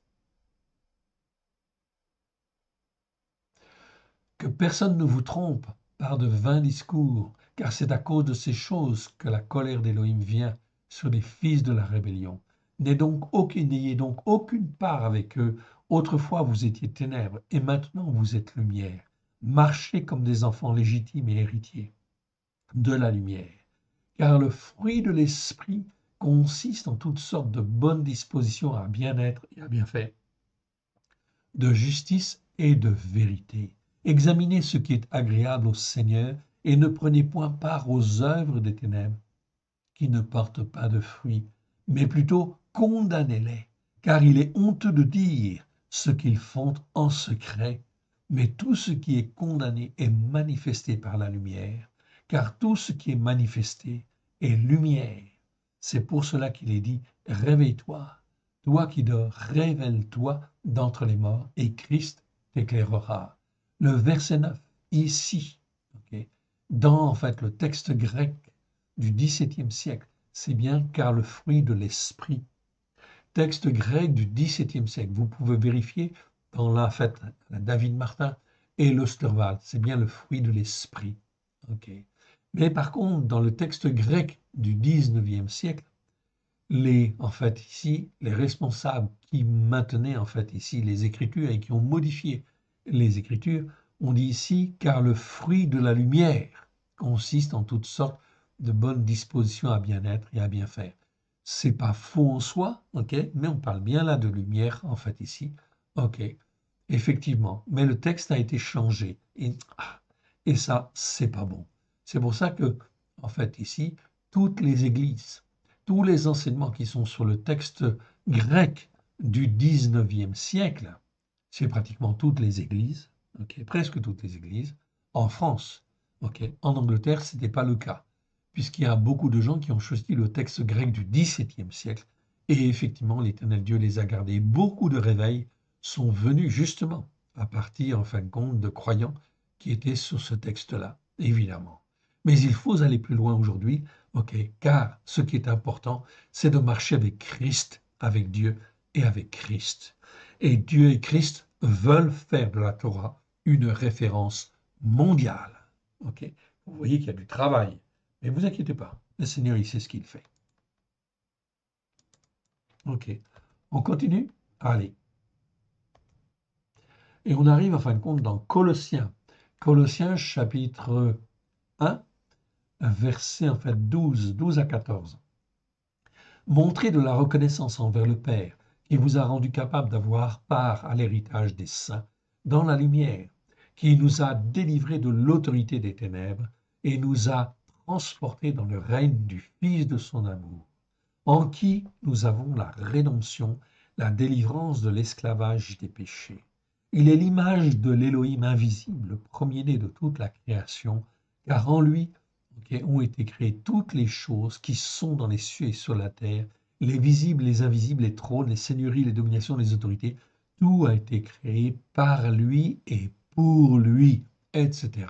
Je n'en lis pas plus, ok, car effectivement ce serait trop long. Mais vous pouvez trouver en fait le détail, ok, plus en détail, ok, dans notre traduction en fait ici. Donc ça s'appelle La Torah accomplie. Vous pouvez la trouver sur notre site, ok, www.l'écoledeyeshua.com. Ok, on continue. Allez, c'est parti. On arrive maintenant dans 1 Thessaloniciens chapitre 5.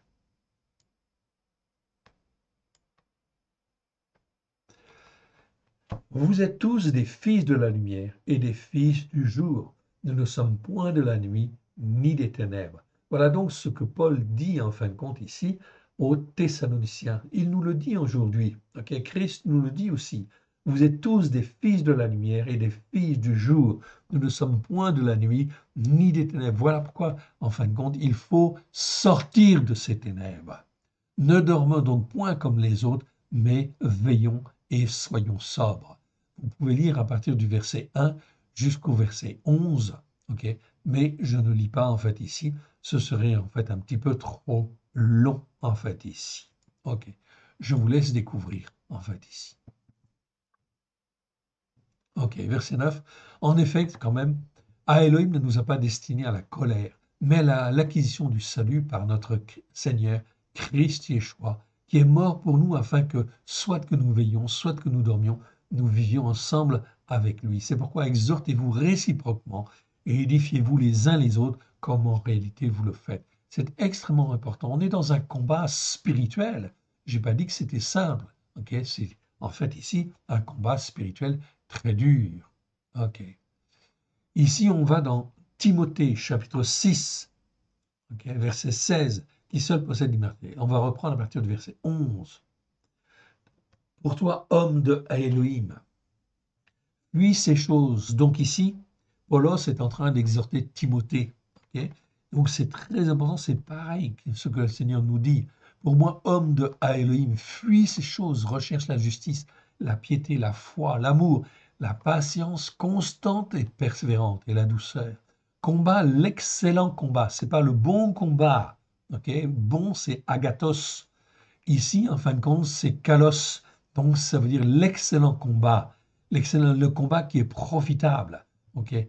L'excellent combat de la foi. Saisis la vie éternelle à laquelle tu as été appelé et par laquelle tu as fait une excellente confession en présence d'un grand nombre de témoins. Je te recommande devant l'Élohim qui donne la vie à toutes choses, okay, et devant Christ Yeshua qui fit une confession excellente devant okay, Ponce Pilate, Pontios Pilatos, Ponce Pilate, de garder le commandement et de vivre sans tâche, irrépréhensible, jusqu'à l'apparition de notre Seigneur Christ Yeshua, qui manifestera en son temps le bienheureux et souverain, et seul souverain, le roi des rois et le Seigneur des seigneurs, qui seul possède l'immortalité et qui habite une lumière inaccessible que nul homme n'a vue ni ne peut voir, à qui appartient l'honneur et la puissance souveraine, éternelle. Amen. Etc. Donc c'est effectivement extrêmement important d'apprendre à marcher d'un même cœur, d'une même âme. On continue et on arrive ici dans Jacques. Jacques chapitre 1, verset 16, verset 17, mais on va lire du verset 16 à 23. Ne vous égarez pas, mes frères bien-aimés. Toute grâce qui est bonne, là c'est en fait le mot agathos, ok, c'est pas excellent, c'est bonne. Et tout don parfait descend d'en haut, du Père des Lumières, chez lequel il n'y a ni changement ni ombre de variation. Selon sa volonté, il nous a engendrés par la parole de vérité, afin que nous soyons en quelque sorte les prémices de ces créatures. Sachez-le, mes frères bien-aimés, que tout homme soit prompt à écouter, lent à s'exprimer, lent à se mettre en colère, car la colère de l'homme n'accomplit pas la justice de Elohim, de Elohim. C'est pourquoi, rejetant toute chose qui rend sale et tout excès de méchanceté, recevez avec une douceur aimable la parole qui a été plantée en vous et qui peut sauver vos âmes. Okay? Lorsque Paulos parle à Timothée, okay, les évangiles ne sont pas encore écrits. Okay? Le Nouveau Testament n'est pas encore écrit. Donc on parle bien, en fin de compte, là, de croyants qui sont sur la Torah, les prophètes et les psaumes, à la lumière de Yeshua. Verset 22. Mettez en pratique la parole et ne vous bornez pas à l'écouter en vous trompant vous-même par de faux raisonnements. En effet, si quelqu'un écoute la parole et ne la met pas en pratique, celui-là même dont on parle là est semblable à un homme qui considère avec attention l'image de son histoire dans un miroir. Il n'avance pas, en fait, ici. Et il va perdre son salut. Ok. 1 Pierre. 1 Pierre, en fait, ici, chapitre 2, verset, en fait, 9. Je vais lire, en fait, ici, 9 et 10 seulement. Vous, au contraire, vous êtes une race élue. Voilà ce que, en fait, Pétros nous dit à chacun de nous. Le prix que Yeshua a payé est extrêmement précieux. Vous, au contraire, vous êtes une race élue qui avait la fonction d'un sacrificateur du roi, une nation sainte, un peuple acquis, afin que vous annonciez les vertus de celui qui vous a appelé des ténèbres à sa prodigieuse, extraordinaire et admirable lumière. Vous qui autrefois n'étiez pas un peuple, et qui maintenant êtes le peuple d'Élohim, vous qui n'avez pas obtenu miséricorde et qui maintenant avez obtenu miséricorde. Mon frère, ma sœur, cela ne mérite-t-il pas une consécration nouvelle lors de la fête des Lumières, lors de la fête de Hanouka? Oui, bien sûr. Il ne fallait pas manquer le coche. Rassurez-vous, le Seigneur est fidèle. Il sonde les cœurs, il sonde les reins. Tous ceux qui veulent venir à lui, même encore aujourd'hui, même demain, ça ne pose pas de problème.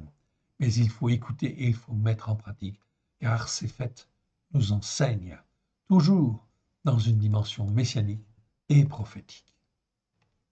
On continue et on arrive dans Jean, 1 Jean, chapitre 1 Jean, chapitre 1, versets 5 à 10, on va lire. Et c'est là même l'accomplissement de la promesse que nous avons appris de lui et que nous vous annonçons, c'est que Elohim est lumière et qu'il n'y a point en lui de ténèbres. Si nous disons que nous sommes en communion avec lui et que nous marchions dans les ténèbres, nous mentons et nous ne pratiquons pas la vérité. Donc ça, c'est très clair. Est-ce que je marche en fait ici? Est-ce que je suis en communion avec le Père et le Fils? Mais si nous marchons dans la lumière, comme il est lui-même dans la lumière, nous sommes mutuellement en communion et le sang de Christ Yeshua, son Fils, nous purifie de tout péché. On peut se poser la question, est-ce que je fais toutes les fêtes de l'Éternel? C'est déjà bien, c'est une bonne chose. Alors on continue et on persévère. Et on prend de l'assurance.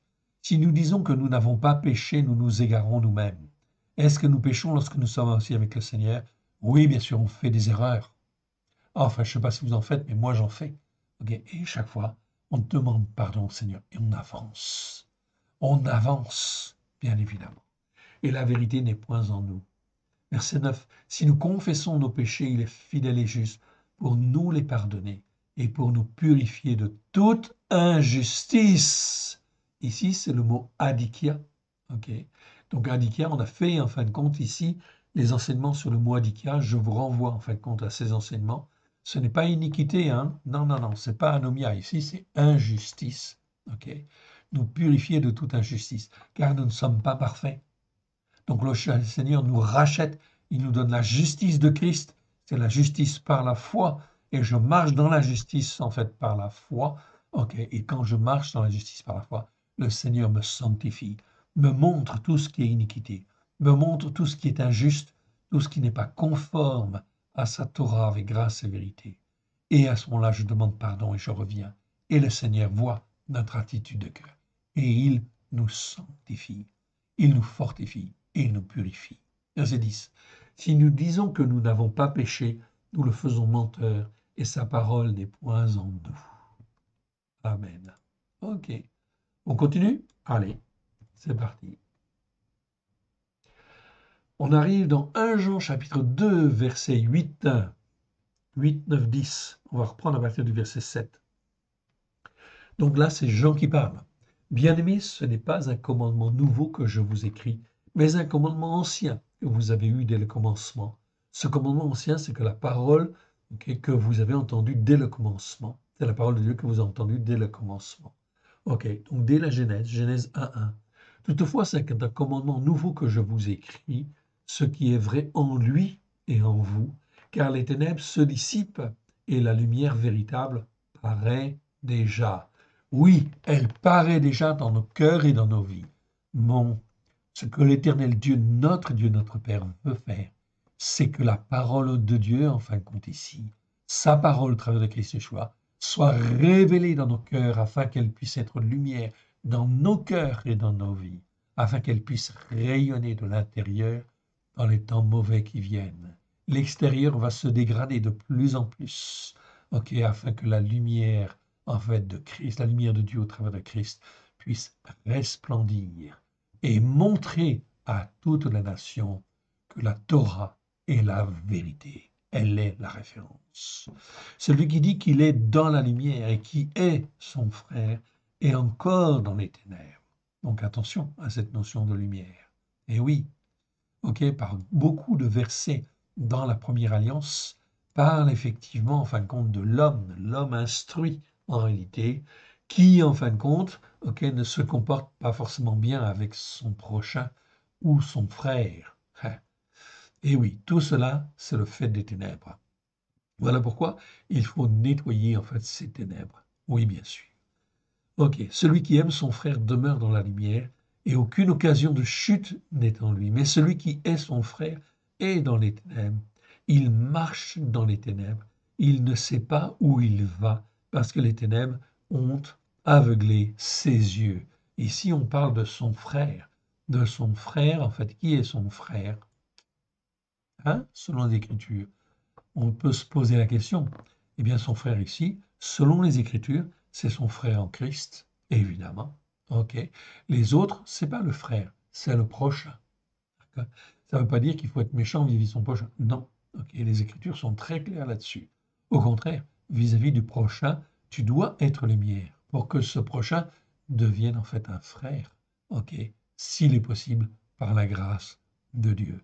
Mais par contre, si ce prochain est en fait ici un étranger idolâtre, ou en fin de compte un étranger hostile, méchant, violent, etc., tu ne l'invites pas au Shabbat, tu ne l'invites pas dans ta maison, tu le laisses où il est, etc., mais tu ne le fréquentes pas et tu ne fais pas alliance avec lui. Les Écritures sont très claires. Voilà pourquoi il faut apprendre à discerner. Donc à juger. On n'a pas terminé les enseignements sur le jugement. On va reprendre cela avec en fait ici beaucoup de zèle. Vous allez le voir. On continue. On arrive dans Apocalypse. Apocalypse chapitre 18, ok, verset 23. La lumière de la lampe ne brille plus chez moi. On va reprendre à partir du verset 20. Ciel, réjouis-toi sur elle. Ok. Et vous, les saints, les apôtres et les prophètes, réjouissez-vous aussi, car Elohim vous a fait justice par un jugement de condamnation, bien évidemment. Alors un ange puissant prit une pierre semblable à une grande meule et la jeta dans la mer en disant: Ainsi sera précipitée avec violence Babylone, la grande ville, et elle ne sera plus trouvée. Ok. Et l'on n'entendra plus chez toi les sons des joueurs de harpe, des musiciens, des joueurs de flûte et des joueurs de trompette, et on ne trouvera plus chez toi aucun artisan d'un métier quelconque. On n'entendra plus chez toi le bruit de la meule, la lumière de la lampe ne brillera plus chez toi. La voix de l'époux et de l'épouse ne sera plus entendue chez toi, parce que tes marchands étaient les grands de la terre, parce que toutes les nations ont été égarées par l'emploi de tes drogues, etc., etc. La traduction là, de base, c'est la traduction second. On a revu certains mots, on n'a pas encore terminé, en fin de compte ici, et on est loin de terminer, car il y a beaucoup de choses en fait à changer en fait ici, et à revoir, à vérifier. Mais cela nous éclaire. Donc la lumière, il y a la lumière et l'épouse n'ont rien à faire en fin de compte dans Babylone. Dans en fin de compte la structure en fait ici des choses du monde qui viennent, etc. Voilà pourquoi nous devons apprendre à vivre dans le monde, mais ne pas être avec le monde. Ok. Verset en fait ici, chapitre 21. 21, verset 24. Apocalypse 21, 24. Les nations qui auront été sauvées marcheront à sa lumière, et les rois de la terre y apporteront leur gloire. Le but de Dieu, c'est de sauver. C'est de sauver tout ce qui peut être sauvé. Toutes les nations qui pourront être sauvées en fin de compte dans la détresse à venir, eh bien le Seigneur va permettre cette détresse très forte afin que des rois et les nations puissent se convertir, comprendre que la Torah est la vérité. Les nations qui auront été sauvées marcheront à sa lumière et les rois de la terre y apporteront leur gloire. Okay? Ce n'est pas moi qui le dis, c'est l'Écriture qui le dit. Ok. Et on termine en fait ici, Apocalypse 22, versets 1 à 5. Apocalypse 22, versets 1 à 5, il nous est dit: Et il me montra un fleuve d'eau vive, limpide comme du cristal, qui sortait du trône de Ha-Elohim et de l'agneau. Au milieu de la place de la ville et sur les deux bords du fleuve, il y avait un arbre de vie, produisant 12 fois des fruits, rendant son chaque mois, et toutes les feuilles servaient à la guérison des nations. Il n'y aura plus de malédiction. Le trône de Ha-Elohim et de l'agneau sera dans la ville. Ses esclaves le serviront. Le mot utilisé, c'est doulos en grec, et ça veut dire esclave. Nous sommes esclaves de Christ. Voilà pourquoi, en fait, ici, c'est très important. Un esclave, il obéit, il se soumet et il obéit. Nous ne sommes pas des serviteurs, nous sommes des esclaves de Christ. Oui, bien sûr. Ici, on parle en fait d'un fleuve d'eau vive. Dans la pensée hébraïque, c'est quoi? C'est la parole de Dieu, ok? En fait, ici, qui sort du trône de Ha-Elohim et qui est comme un fleuve, comme un torrent, en fait, ici. On continue. Verset 4. Ils verront sa face et son nom sera sur leur front. Il n'y aura plus ni nuit. Ils n'auront plus besoin ni de lampe ni de lumière, parce que l'Éternel, l'Élohim, les éclairera et ils régneront au siècle des siècles. Mon frère, ma sœur, tu te rends compte? Ok?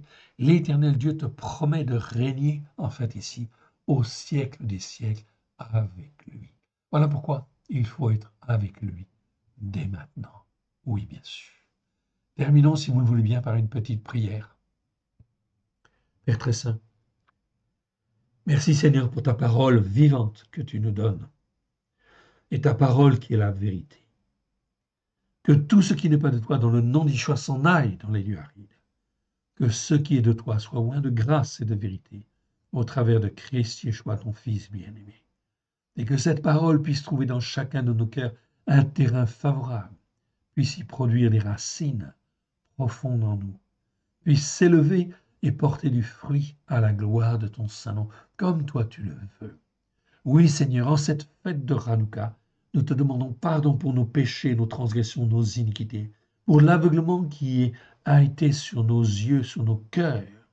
Et nous te prions que selon ta grande bonté et ta miséricorde, tu fasses tomber les écailles de nos yeux à la gloire de ton Saint-Nom, afin que nous puissions voir ta lumière comme toi tu le veux et être ton serviteur, ta servante, tes esclaves, Seigneur, à la gloire de ton Saint-Nom.